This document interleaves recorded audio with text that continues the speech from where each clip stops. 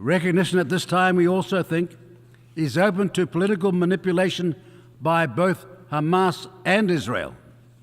Hamas will seek to portray our recognition of Palestine as a victory, as they have already done in response to pardon announcements.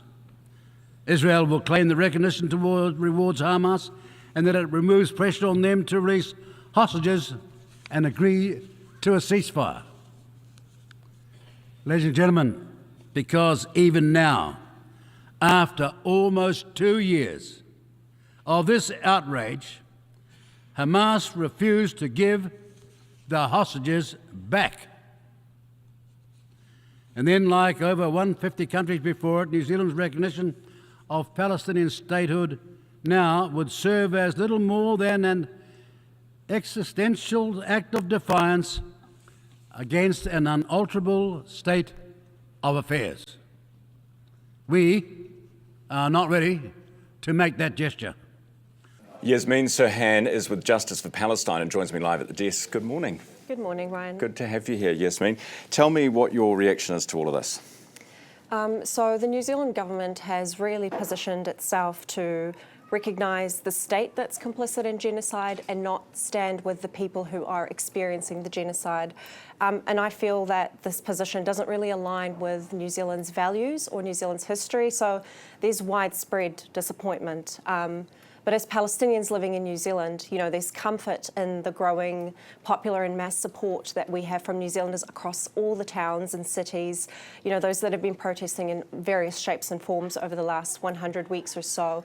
So although we see that the government hasn't taken the right step, we're comforted by the growing support, and we still stand really firm in the belief that this growing support will move our government and change our government. Yasmin, you said that the government's recognising Israel here, but they were very explicit in calling out Israel for the ongoing harm it's doing and calling out Hamas equally.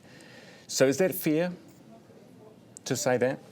So how we see it, Ryan, is that by not recognising the state of Palestine, a lot is actually said, and it puts us in a position where one party is seen and recognised as rational political actors, whereas Palestinians are not given that mana, right? But that, I mean, Israel has democratic elections, they're holding another one next year. This is the sort of nitty-gritty of the problem, I guess, that Winston was trying to talk about there, was there's no, you know, elected government for all of the territory. So who do you actually recognise? Yeah. So, like, there's been for years questions about Palestinian leadership, questions about who's in power, and questions about the authority, you know, in the West Bank. But here's the thing: the New Zealand government is choosing to work with. I'm going to use the words of our Prime Minister, who, you know, says a lot of things that I don't agree with. The Israeli leadership have lost the plot. That's how he's described them, and yet we are seeing them as the main obstacle to peace. We're seeing them as, within just the last month, they've attacked 6 sovereign nations. They've assassinated Palestinian peace negotiators, and yet we're giving them the grace to be dealt with as rational political leaders. Now, when we're talking about Palestinians, we also need to extend them that rational political political leaders. So hold on. Thank you. So what I mean by that, and what we mean by that, is if we are serious, because this is the position of the government, right, that they want to work towards peace and that they do want to support a two-state solution. They want to work towards that. They've made it clear. And if we're serious about working towards that, and if in New Zealand we want to be part of driving that peace, then Palestinians need to be dealt with as political rational actors with a relevant political demand. But not Hamas. We're talking about Palestinians. Yes. Now, any form of the current forms of Palestinian leadership that exist, there's 2 different political factions, neither of which are accepted by Israel. The civil society, non-violent BDS or boycott, divestment, sanctions movement is also not recognised by Israel. So what we're seeing again and again is that any form of Palestinian leadership is shut down by Israel. So I think New Zealand really has a key part to play in supporting that direction towards peace. And it brings us back to the main mahi that I think New Zealand government can do, which is to push for sanctions as a means of applying pressure towards that peacemaking. Which they say they're doing, albeit limited on the more extreme ends of Netanyahu's cabinet, right? But I guess it still doesn't answer the question about Hamas.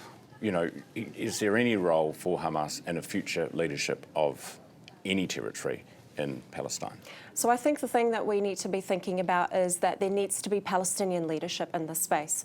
You know, just in the last couple of days, we've heard about these peace negotiations that, you know, Trump and Tony Blair, etc., have been putting forward. And I think most New Zealanders would agree that a fair and just position towards peace is one that has Palestinians involved in the making. So we're almost at the 80 years of occupation now. Lots of different Western nations have talked about what peace looks like for us, etc., etc.